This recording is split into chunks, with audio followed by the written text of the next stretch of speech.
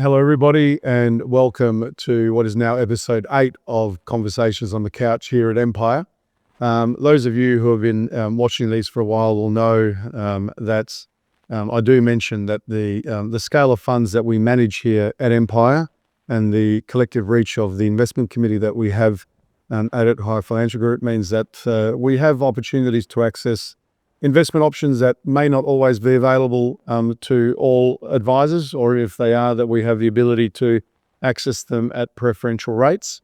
But also the scale of funds that we manage means that we have some unique opportunities to have direct access to people at the very top of the fund managers that we are working with. Today we've got another one of those opportunities, and an amazing opportunity to meet with Peter Gardner, who is one of the co-founders and a co-portfolio manager at the Plato Australian Income Fund.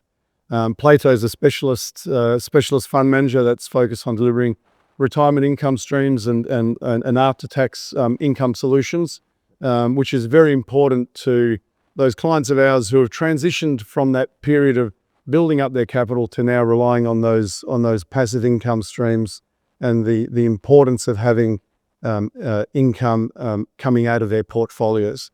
And the Plato solution that we'll be talking about today is in the Empire Financial Group Balanced Income Fund, which is a solution that was specifically built for clients of ours who are probably in retirement phase, and who have got a stronger reliance on income to be able to derive really good income from assets that might otherwise traditionally maybe be put into the growth basket of the portfolio, but that we're very focused on getting income from. So, Peter, welcome along. Thank you for coming along today to Empire Financial Group and meeting with us. Yeah, thanks for having me on your couch. Yeah, a pleasure to be speaking to you today. Thank you. So, Peter, investing for income, traditionally we think about what might often be more defensive type assets, bonds and other traditional income assets. But what does it mean when we're investing for income in Australian shares, and how are you and how does your strategy mean that we can get more income for our clients from the portfolio than someone just going and holding a bunch of blue chip shares and waiting for the dividends to come in?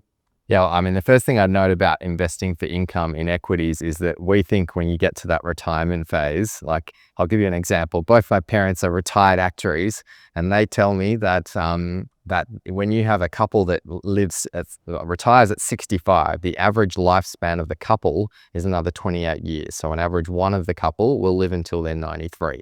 And so that actually means you've got a fair bit of what's called longevity risk, in that you've got to hold your assets for 28 years. And so there's a bigger risk of running out of money. And so what that means is we think clients should have a fair amount of their portfolio in growth assets so they can continue to grow that capital over that 28 years. And that's kind of where we try and fit in with our portfolio, that we definitely want to have a kind of lower risk portfolio so that we can defend those clients' assets, but we also want to be able to grow the capital over time. So in terms of how we do it, the biggest risk of investing in income for equities for income is that you'll just hold a bunch of blue chip stocks, but if those blue chip stocks underperform over time because they're in kind of like defensive industries or non-growth industries, then your overall portfolio will kind of go down in value or even kind of stay level in value. Whereas we prefer to have a fair amount of our portfolio in growth assets. So we have some of our portfolio in healthcare stocks or technology stocks, all of which don't have high yields, but we want to both be able to deliver higher income as well as grow the capital over time. And so the way we generate high income, you might say, well, then how are you generating high income if you've got a greater amount of growth assets in your portfolio? Well, we actually rotate through stocks. And so we collect more income from the banks, from the miners, even though we might not be overweight those sectors if we don't like where they are in the market. And so one of the learnings we have is that you only need to hold a stock over its ex-dividend date in order to collect the dividend, and then you need to hold it for 45 days around that to collect the franking credit. And so a stock that has a 2% is paying 2% dividend, we can actually hold it for 45 days. And so you kind of annualize that and you end up getting kind of a 16% yield over the whole year because you're not holding it for all that period. And so we use that rotation generating income whilst holding growth assets as well, so that we can achieve our dual objectives, which is to both generate more income as well as outperforming the market in total return terms. And so far we've been able to do that since our inception in 2011. Yeah. Look, it's a fascinating point that you make there around longevity and longevity risk. I think if you think about financial planning 101 and the accepted theories around risk profiles and how people should be invested as they move into retirement phase, I think it's still very much based around people who have got smaller balances and who are still probably very reliant on the age pension to form the cornerstone of their retirement income. And then their superannuation funds might be there as that in case of emergency blast money. So it probably needs to be very defensive. The sort of clients that we're dealing with are a lot more sophisticated. They don't have Centrelink reliability. They're relying solely on their own capital. So having them in traditional defensive assets isn't going to give them the income for the time frame that they need. So these sorts of outcomes that you're talking about, I think they're very much aligned with what we're needing for our clients. Yeah.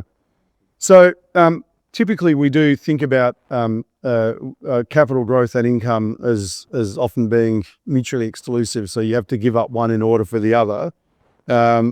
How do you feel about that? What's your hypotheses on capital growth versus yield, and do you have to give up one for the other? We don't think you necessarily do, and particularly the way we manage assets in terms of investing in both growth and income. Like over the cycle, kind of who's to say growth assets will necessarily, in terms of the kind of areas of the market like IT and healthcare, we're not kind of convinced that they're definitely going to outperform the kind of traditional old school income sectors like banking or materials. We're not going to necessarily say that over the cycle, but what we definitely will say is that there are times when growth stocks will do a lot better, and the IT sector over the last 10 years has done incredibly well. And so if you had a portfolio that was just in those traditional income stocks, you would have missed out on that entire growth. Now, we might go into a period where that IT doesn't do as well and the higher income sectors do well, but we want to have a lower risk portfolio or a more diversified portfolio so that investors can get access to that growth area as well as income. So we're trying to get the kind of best of both. Yeah. It's interesting when we talk about income and the focus on income, and you talk about franking credits and the time frames to hold on to get those. Governments of different persuasions or oppositions of different persuasions, and the ATO have over the years tried to clamp down on what they might consider to be loopholes or easy wins, and and the way that we can get some of that extra yield by squeezing out these opportunities through franking credits and other tools that are available to you. Given some of that external scrutiny and pressure, when you're managing this sort of portfolio, what do you need to look out for, and how do you prepare yourself to make sure you don't find that your portfolio is on the wrong side of those rules? Yeah, so that we've definitely been approached by a few people that have tried to pitch us strategies to generate more income, but we think they've kind of pushed the line, and that potentially if they got reviewed by the ATO, then they would then take those franking credits back. And a few big super funds have got into trouble recently because there's kind of two rules in order to get access to franking credits. Firstly, you need to obey the 45-day rule. So you need to hold it at risk for completely 45 days. You can't buy it 25 days before and sell it on the dividend X date or anything. You've got to hold it for 45 days. And you also need to have at least a 30% exposure to those stocks. And so what the super funds have been in trouble with recently, just a couple of them, is that they were kind of hedging their exposure and shorting futures. And so they ended up with a lower than 30% exposure. And so they were trying to claim those franking credits whilst they were breaking the rules. And so what we do in our strategy is we just have a plain vanilla strategy. We hold those shares 100% at risk over that period in order to generate the franking credits so that we don't make those, break those kind of rules. And so, yeah, we don't think we've got any risk at all in our portfolio because we are kind of fairly plain vanilla. Good. Yeah. Look, that's comforting for our clients and us as a business. We all sleep a lot better at night knowing that we're getting a better outcome than not knowing the rules, but making sure that we're not pushing those boundaries.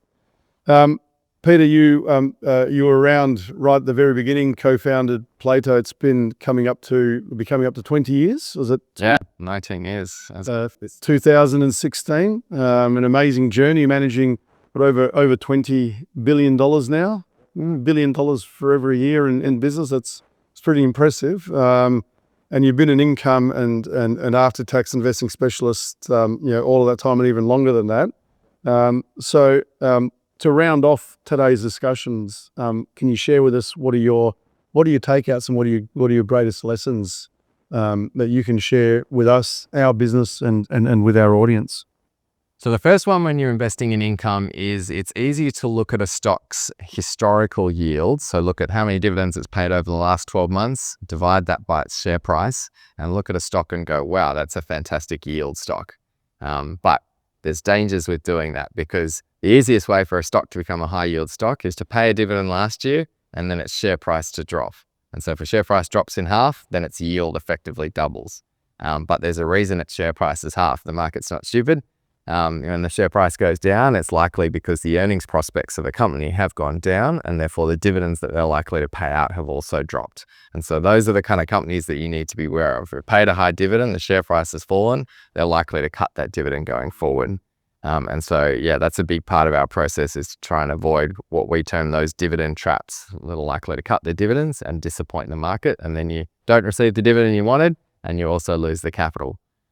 So that's probably the biggest learning, and we've got various different ways that we try and do that. We avoid companies with super high payout ratios, especially if they're paying out more dividends than the actual earnings that they come in.